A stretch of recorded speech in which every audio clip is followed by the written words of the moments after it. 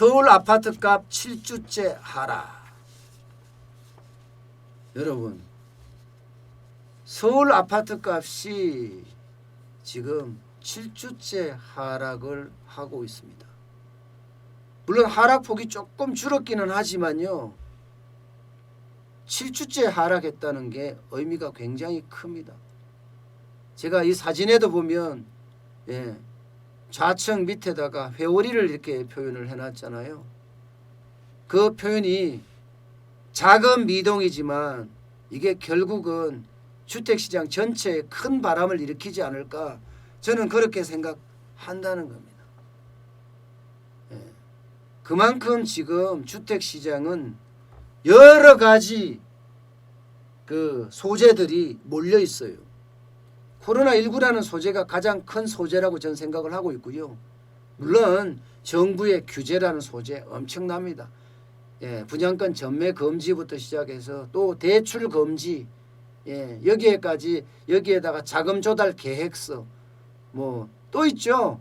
서울 시내에다가 뭐 용산 철도 정비청에다가 공급을 하겠다는 거, 공급에 대한 이슈도 있고요. 그러니까 전체적으로 서울 집 아파트 값이 떨어질 수 있는 요소가 굉장히 많이 지금 있다는 그런 이야기예요. 그래서 저는 작은 회오리 바람이라고 지금은 생각하지만 결국은 이 회오리 바람이 굉장히 커져서 큰 회오리 바람이 되지 않을까, 저는 그렇게 지금 예상을 하고 있습니다.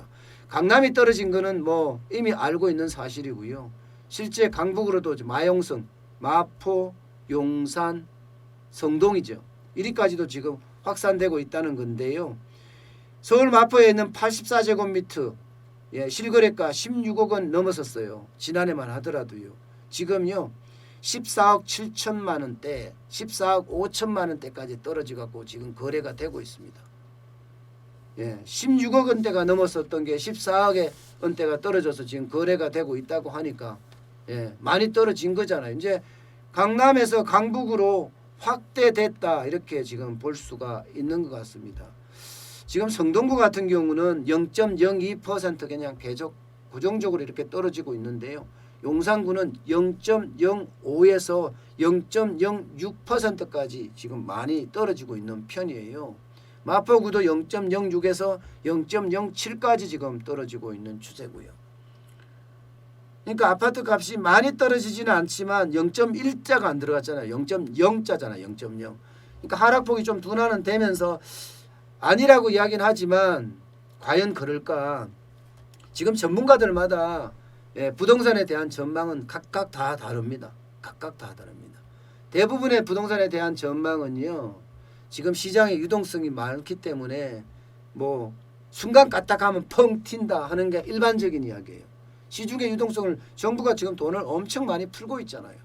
지금 현재는 그 유동성이 주식시장으로 지금 몰려갔어요. 동학개미운동을 하면서 많은 사람들이 관심이 주식시장에 있어졌고, 마치 말입니다, 거기 안 가면 나는 뒤처지는 사람, 동학개미운동에 참여하지 않으면 나는 뒤처지는 사람이란 마냥 그렇게 느껴지면서 많은 사람들이 참여하게 됐었거든요. 그러면서 돈의 흐름이 그리 몰려갔거든요.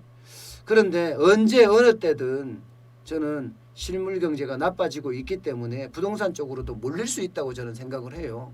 그렇기 때문에 시장은 앞으로 어떻게 될지 부동산은 아무도 모른다, 이렇게 이야기할 수 있을 것 같고요. 특히 용산 같은 경우요. 용산에는 철도 정비창 일대에다가 8,000세대 규모 이상의 어떤 아파트를 공급한다고 이야기를 했으니까 여기가 좀 뜨지 않을까, 그렇게 이미 생각하는 사람들도 많을 거예요. 그런데 이미 여기는요 토지거래 허가지역으로 묶었습니다. 그래서 별로 큰 영향을 받지는 않고 있습니다. 그렇다고 하더라도 전체적으로는 좀 떨어지는 모양새예요. 강남 같은 경우는 보면요, 서초가 0.16% 지금 떨어졌습니다. 5월 11일 주요. 강남은 0.15% 떨어졌고요. 송파는 0.08%, 강동은 0.05% 떨어졌습니다. 분명히 이 하락폭은 좀 줄어들었습니다. 5월 4일까지만 하더라도 5월 4일까지만 하더라도 0.24였거든요. 강남도 서초가 말입니다. 강남도 0.23이었고 송파도 0.12였었는데 이게 축소가 된 건 사실이에요. 축소가 된 건 사실이지만 저는 축소가 된다고 하더라도 아파트 값이 앞으로 계속해서 급등할 거다. 저는 이렇게는 생각을 하지 않습니다. 여러분, 시중에 유동성이 많은 것은 분명합니다. 예. 그렇다고 아파트 값으로 계속 몰릴 거냐? 여기에 대해서는 퀘스천 마크예요. 물음표예요. 예. 물론 저는 물음표가 아니에요. 저는 연말까지는 부동산 계속 떨어진다고 봐요. 부동산이 올라가기가 쉽지 않은 환경이다. 이렇게도 지금 보고 있습니다. 왜냐고요? 저는 실물 경제의 충격이 돈을 푸는 것보다 더 클 거라고 생각하기 때문이에요. 지금 실물 경제 충격 자체가 지금 어마어마하게 다가오고 있거든요. 특히 말입니다. 집을 가진 사람이 누구예요? 집을 가진 사람이 자영업자, 가계대출도 마찬가지고요. 가계대출도 지금 1600조가 넘어서서 위기 상황에 와 있는 데다가 자영업자는 장사도 안 돼요. 그래서 생활비든 뭐 애들 교육비든 지금 벌어낼 수가 있는 상황이 아닙니다. 여기에다가 영세 중소기업까지 여기는 뭐 내수가 안 되니까 영세 중소기업은 굉장히 어려워지거든요. 이 삼박자를 생각해 보자고요. 가계와 자영업자와 영세 중소기업. 여기에다가 말입니다. 이 가계와 자영업자와 영세 중소기업일 때 이분들의 연령대가 노령층이다. 노령층이다. 그렇게 생각을 해보세요. 그러면 더 어려워지는 그런 형국을 맞아요.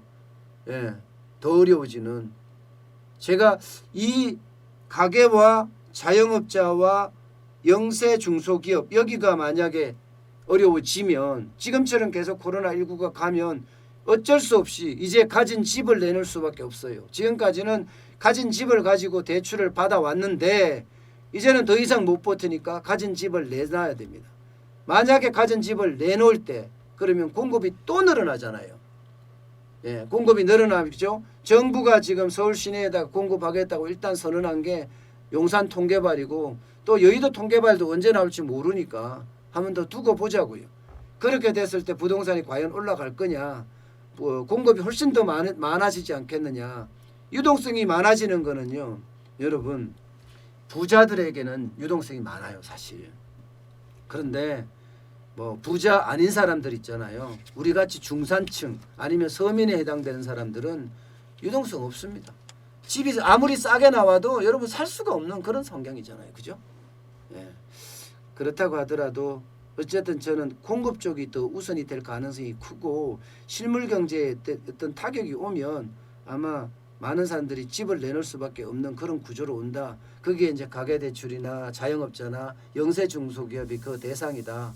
그래서 더 어려워지는 세상이 되지 않겠느냐. 저는 그렇게 본다는 말씀을 드리겠습니다.